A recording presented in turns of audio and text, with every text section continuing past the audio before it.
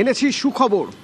সুখবর কারণ জীবিকার জন্য ভিন রাজ্যে যেতে হবে না, ঘরে থেকেই এবার জীবিকার সন্ধান করা যেতে পারে। তার কারণ বিপুল শিল্প সম্ভাবনা। রাজ্যে পালাবদল হওয়ার পরেই শিল্প আসছে, নিঃসন্দেহে সুখবর, শিল্প আসছে। শিল্পপতিরা যোগাযোগ করছেন, বিজেপি রাজ্য সভাপতি শ্রমিক ভট্টাচার্য জানাচ্ছেন যে শিল্পপতিরা যোগাযোগ করছেন, বিপুল বিনিয়োগ হবে, বিপুল শিল্প হবে। রাজ্যে পালা বদলের পর এবার শিল্পের স্বপ্ন। শুনুন শ্রমিক ভট্টাচার্য কি বলছেন।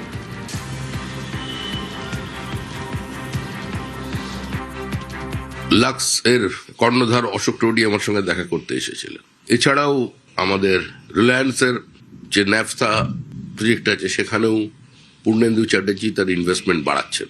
রিলায়েন্স আসছে, আম্বানি আসছে, লুলু, তারা যোগাযোগ করেছেন। সেমিকন্ডাক্টর ইন্ডাস্ট্রিতে ইনভেস্টমেন্টের জন্য মানুষ আসছেন, এআইতে ইনভেস্ট করবার জন্য মানুষ আসছেন, মাইনিং ইনভেস্ট করবার জন্য মানুষ আসছেন। এরপর অশোকনগর ওয়াইল্ডফিল্ড, ম্যাঙ্গানিজ ওর, পুরুলিয়ায় rare earth mineral, economic activities এখানে বাড়বে।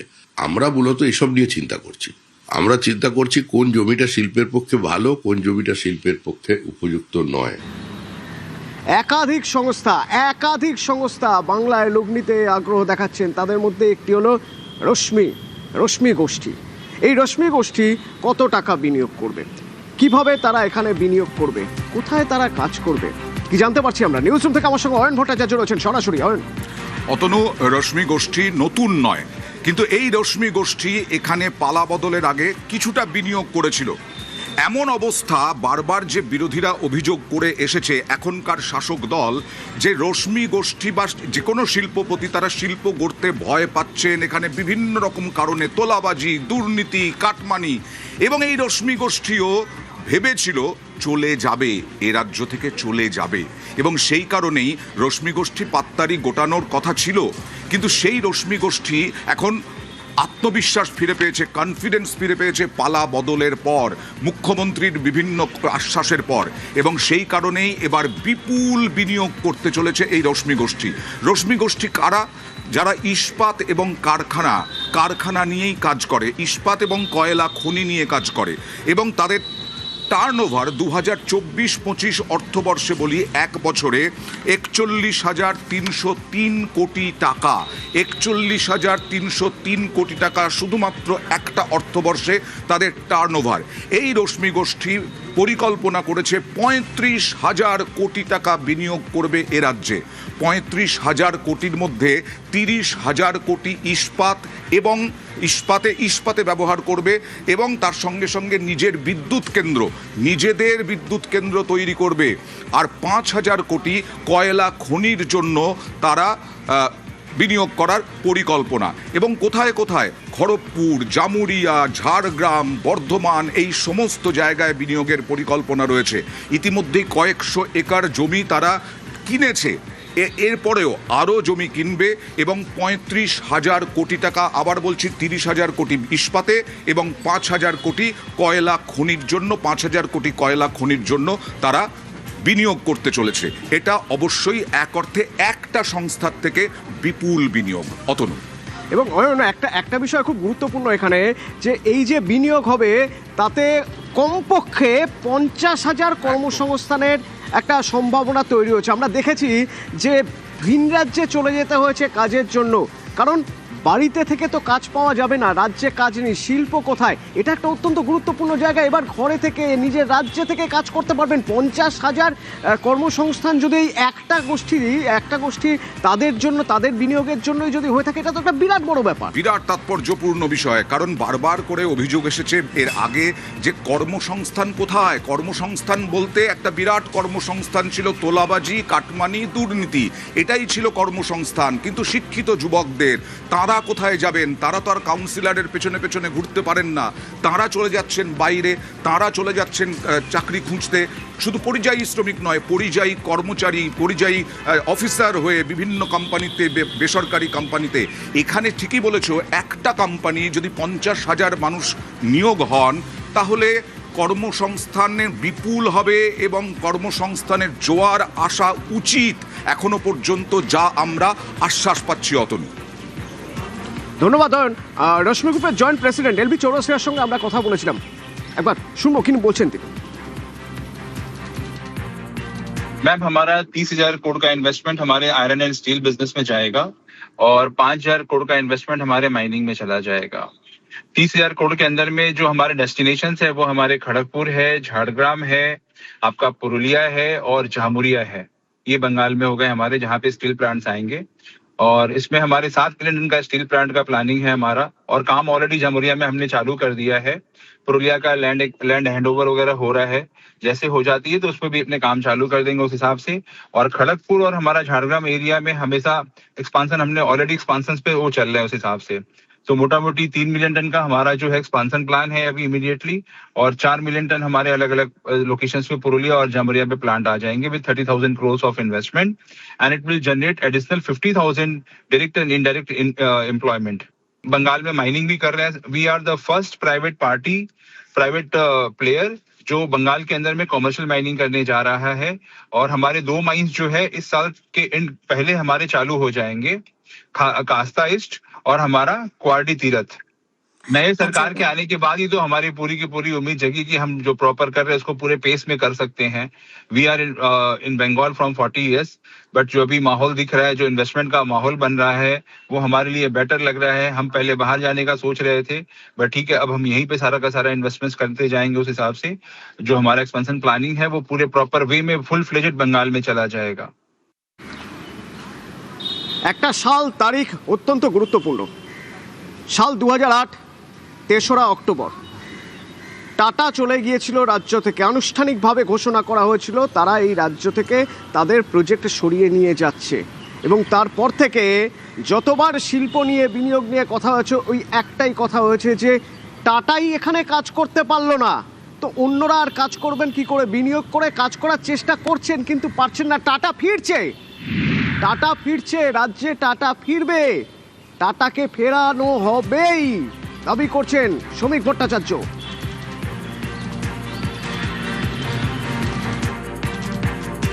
টাটা বাংলায় ফিরবেই, আমরা ফেরাবই, এটা আমাদের কাছে একটা চ্যালেঞ্জ। আমরা একটা বার্তা দিতে চাই যে পশ্চিমবঙ্গের কোনো শিল্পপতি ব্রাত্য নয়, রাজ্যের স্বার্থ কারোর ব্যক্তিগত ইগোর থেকে বেশি।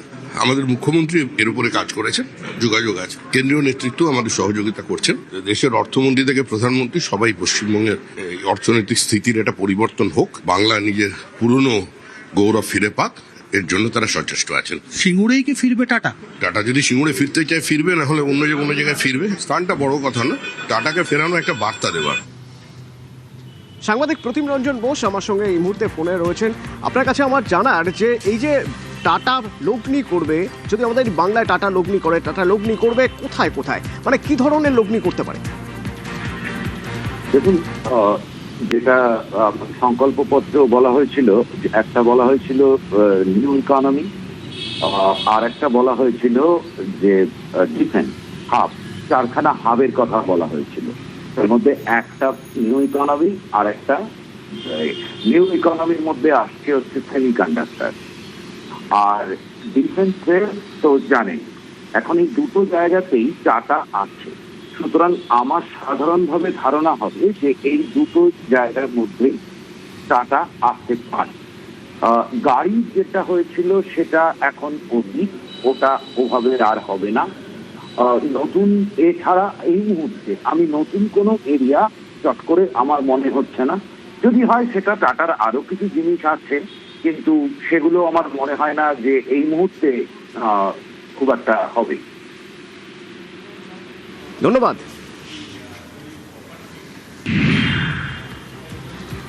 দু 3রা অক্টোবর আক্ষেপ নিয়ে বাংলা ছেড়েছিলেন প্রয়াত রতন টাটা, কিন্তু সেই টাটা আবার ফিরছে। বাংলায় টাটাকে ফেরানো হবেই, বাংলায় টাটা ফিরবেই।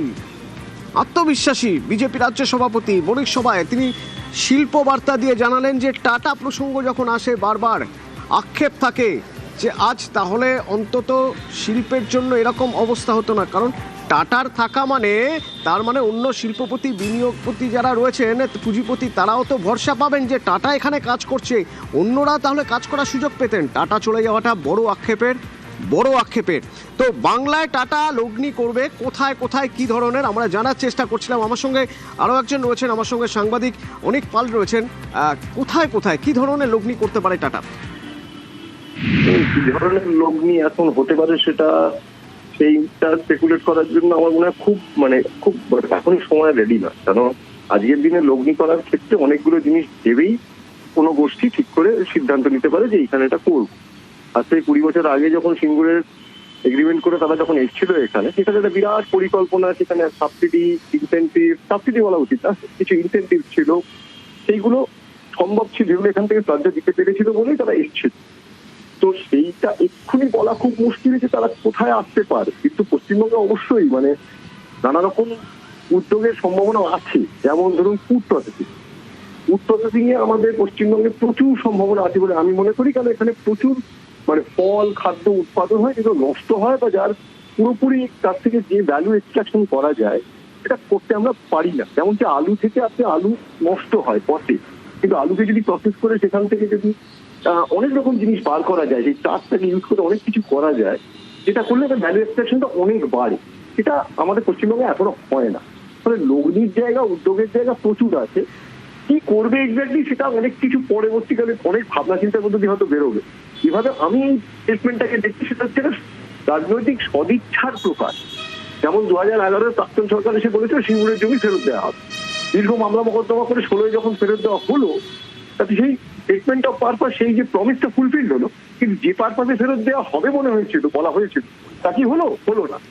কিন্তু প্রমিসটা ফুলফিল হলো। সেরকমই এটাও একটা স্টেটমেন্ট অফ পারপাস, একটা সদিচ্ছার প্রকাশ, এটা খুবই পজিটিভ। যাই করুন না কেন, তার মতো গোষ্ঠীরা এসে এখানে রাজ্যের উন্নতি হবে। টাটার মতো গোষ্ঠী বা টাটা সাধারণত আমি যদি আমাদের বাংলার দিক থেকে দেখি, তাহলে কোন কোন জায়গায় তারা বিনিয়োগ করতে পারে বলে মনে হয়? তারা শুধু আমি যদি টাটার কথাই ভাবি, দেখুন এত বড় একটা কংগ্লোমারেট, যাদের নুন থেকে গাড়ি অব্দি সব রকম জিনিস তারা বানায়, নানা রকম জিনিস তারা বানায়, নানা রকম নতুন জায়গায় তারা ঢুকছে। ফলে সম্ভাবনার কোনো সীমা নেই।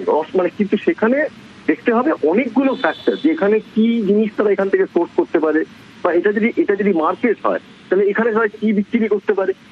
এখানে সম্ভাবনা প্রচুর আছে। কিন্তু আমার ব্যক্তিগতভাবে মনে হয় ফুড প্রসেসিং এমন একটা ইন্ডাস্ট্রি, এমন একটা জায়গা যেখানে বাংলায় প্রচুর সম্ভাবনা, কিন্তু সেখানে আনট্যাপ পোটেনশিয়াল প্রচুর রয়ে গেছে। টাটারা অনেক কিছুই করতে পারে, নুন থেকে গাড়ি যারা বানায় তারা অনেক কিছুই করতে পারে। কি করবে সেটা কিন্তু ইজ টু বি ডিটারমিন অনেকগুলো জিনিস ভেবে, যেখানে কি কি তাদের কি কি সুবিধা আছে, কি কি ইনসেন্টিভ আছে, কি ট্যাক্স ইনসেন্টিভ আছে, কোন জিনিসটার বাজার থেকে তারা হয়তো কাটে, এবং অনেক কিছু জিনিস ভেবে এই লগ্নির সিদ্ধান্ত নেওয়া হয়। এক্সাক্ট কি করবে বলা খুব মুশকিল। ধন্যবাদ। একটা গোটা জেনারেশন এই রাজ্যে বোধহয় শিল্প দেখেনি সেভাবে। আমার সঙ্গে নিউজ রুম থেকে কমলিকা রয়েছেন। কমলিকা, আমরা যদি দেখি যে একটা সময় একের পর এক কলকারখানা বন্ধ হতে শুরু করেছে। ম্যানচেস্টার বলা হতো যে হাওড়াকে, সেই হাওড়ার অবস্থা এখন আমরা চোখের সামনে দেখতে পাচ্ছি। গত 15 বছর যদি আমরা দেখি, তাহলে অনেক শিল্প সম্ভাবনার কথা উঠে এসেছে ঠিকই, কিন্তু লগ্নি খুব কম পরিমাণে। যারা লগ্নি করেছিলেন তারাও পাত্তারি গুটিয়ে চলে গেছে। এই সরকারের এখনো পর্যন্ত 1 মাস হয়নি, তাতে শিল্প সম্ভাবনা, তাতে টাটা আসছে, তাতে রশ্মি গ্রুপ, একের পর এক গ্রুপের কথা বলে গেলেন শ্রমিক ভট্টাচার্য। এই ম্যাজিকটা কিভাবে হলো এটা?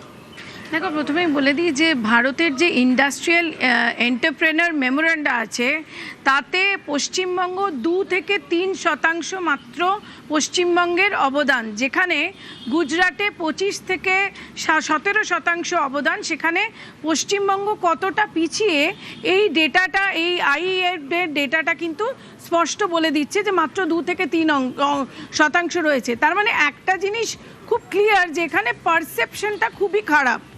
অর্থাৎ টাটা যেদিন চলে গেছিল সেদিন আমারও মনে আছে, ঠিক দুর্গাপুজোর আগে টাটা, রতন টাটা এখান থেকে চলে যান এবং তিনি যে কথা বলে যান যে ট্রিগার তার মাথায় ধরা হয়েছিল এবং সেই ট্রিগার টিপে দেওয়া হয়েছিল দেখে তাকে যে চলে যেতে হয়েছে, সেটা কিন্তু বলাই হয়েছিল যে সেটা একটা দুর্গাপুজোর আগেই একটা বিসর্জন হয়ে গেছিল।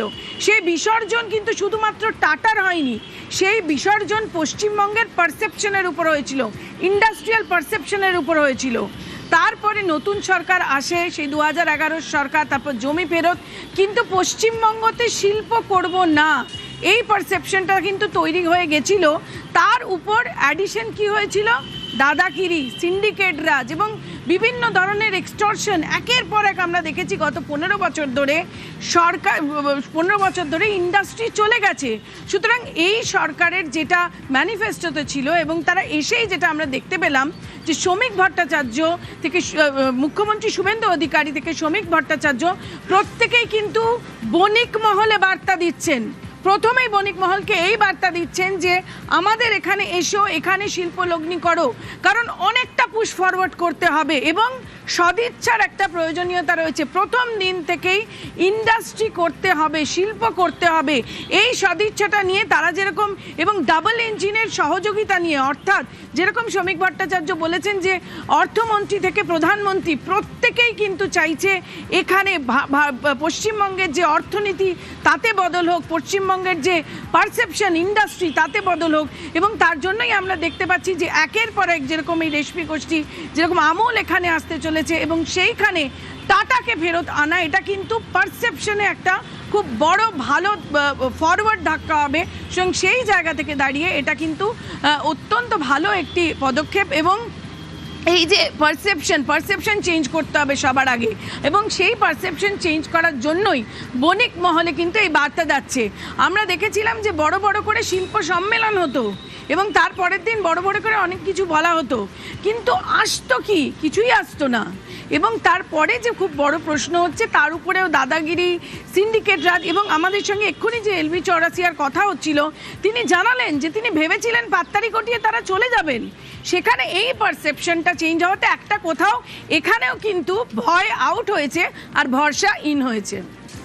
এবং কমলিকা, আমি আমি আমি আরেকটু ইনডেপথ আমি একটু যদি বোঝার চেষ্টা করি যে টাটার চলে যাওয়াটা একটা ভয়ঙ্কর সেটব্যাক যেমন রাজ্যের জন্য হয়েছিল, তেমনই শিল্প গোষ্ঠীগুলোর জন্য হয়েছিল। কারণ তারা ভাবছেন টাটাই যেখানে কাজ করতে পারছে না সেখানে আমরা কাজ করব কি করে। কারণ শিল্পের দুটো জিনিস সবচেয়ে গুরুত্বপূর্ণ, এক হচ্ছে উন্নত যোগাযোগ ব্যবস্থা, দুই হচ্ছে শিল্পের পরিবেশ। মানে সেই পরিবেশটাই তো নেই।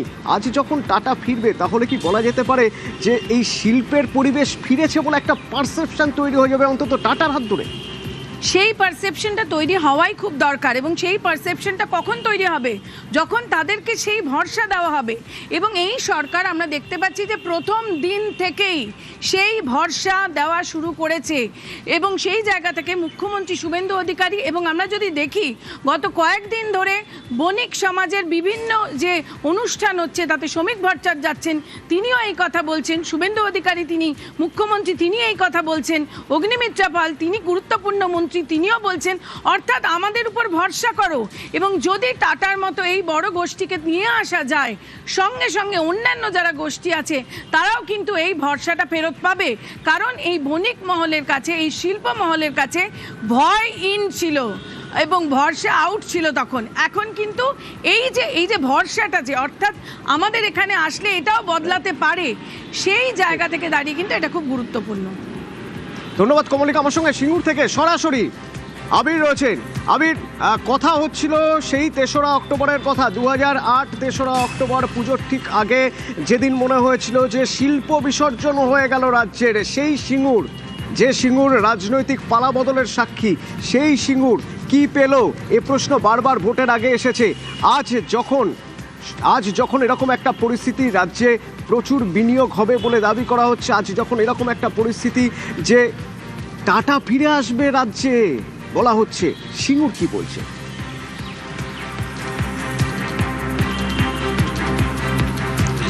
অতনু, প্রথমত হচ্ছে যে শিল্প গড়ার জন্য যেমন রাজনৈতিক সদিচ্ছা, প্রশাসনিক পদক্ষেপের দরকার পড়ে, ঠিক একই রকম হচ্ছে দরকার পড়ে হচ্ছে যে পরিকাঠামো কতটা উন্নত করতে পারা যাচ্ছে যে জায়গাতে শিল্প হবে। সেদিক থেকে দেখতে গেলে সিঙ্গুর ছিল একটি আদর্শগত জায়গা, একেবারে যেটাকে বলে জাতীয় সড়কের পাশে, এবং যে জায়গাটা বাছাই করা হয়েছিল সেটা একদম জাতীয় সড়কের গা ঘেঁষে। দ্বিতীয়ত এখান থেকে জলপথ, সেটাকে সহজে ব্যবহার করতে পারা যাবে, এবং তুমি জানো যে বলাগড়ে কলকাতা বন্দরের তরফ থেকে একটা আলাদা করে লজিস্টিক্যাল হাব সেখানে তৈরি করা হচ্ছে বন্দরের কাজ করার জন্য। দ্বিতীয়ত এখান থেকে একাধিক যে রেলপথ সেগুলো সংযোগ করার ক্ষেত্রে অনেকটা সুবিধা হচ্ছে। আর দ্বিতীয়ত সিঙ্গুর নিয়ে বরাবর আলোচনা করতে গিয়ে আমরাও 2007-08 থেকে এখানে এসে দেখেছি যে বারবার ধরে একটা শব্দ জুড়ে থাকতো, সেটা হচ্ছে জমি। আমি একদম যেখানে প্রস্তাবিত, যেখানে টাটার কারখানা হবার কথা ছিল, সেই জমির মধ্যে দাঁড়িয়ে রয়েছি। আমার সহকর্মী, আমার সাথে রানা কর্মকার রয়েছে, আমার সাথে সুব্রত রয়েছে। আমি সুব্রতকে একটু দেখাতেও বলবো ঘুরিয়ে। এই হচ্ছে যে বর্তমানে যে জমির চেহারা, যে অবস্থা হয়ে রয়েছে, সেখানে যারা ইচ্ছুক যারা অনিচ্ছুক তারা যে নামের মধ্যেই থাকুক না কেন, তারা প্রত্যেকেই বলছেন যে বর্তমান অবস্থাতে দাঁড়িয়ে এই জমিতেই শিল্পকে ফিরিয়ে নিয়ে আসা হোক।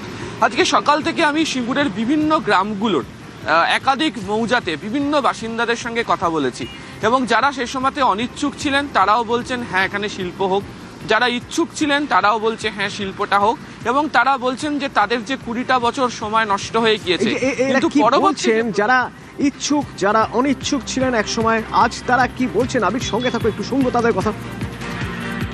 যদি শিল্প হয় মানুষের ভবিষ্যৎও বাঁচবে, মানুষ কর্মসংস্থান পাবে, তাতে মানুষের উপকার হবে। ভাবালে কি হবে, যে সরকার ছিল সেখানে গন্ডগোল হয়েছে, সাধারণ মানুষ ওনাকে সাথ দিয়েছে, কারখানা ভাঙতে বাধ্য হয়েছিল। এখন কি মনে হচ্ছে শিল্প হলে ভালো হয়। এই জমিতে কাজ হয়নি, কিচ্ছু কাজ হয়নি। আমাদের তো কষ্টের শেষ নেই। এখানে কোনো ফ্যাক্টরি বা কারখানা হতো তাহলে অনেক সংসার বেঁচে যেত আজকে। নতুন সরকার বলছে যে তাদের কারখানা টাটা এখানেই আসবে, টাটা ফেরত আসবে। আমি বলছি ভালো জিনিস হবে। আবির 2006 বা ঠিক সেই সময় থেকে, মোটামুটি ওই কাছাকাছি সময় থেকে সিঙ্গুরে ইমিটেশনের ব্যবসা শুরু হয়েছিল, অর্থাৎ ইমিটেশন গয়নার কারখানা। এখন কি অবস্থায় আছে?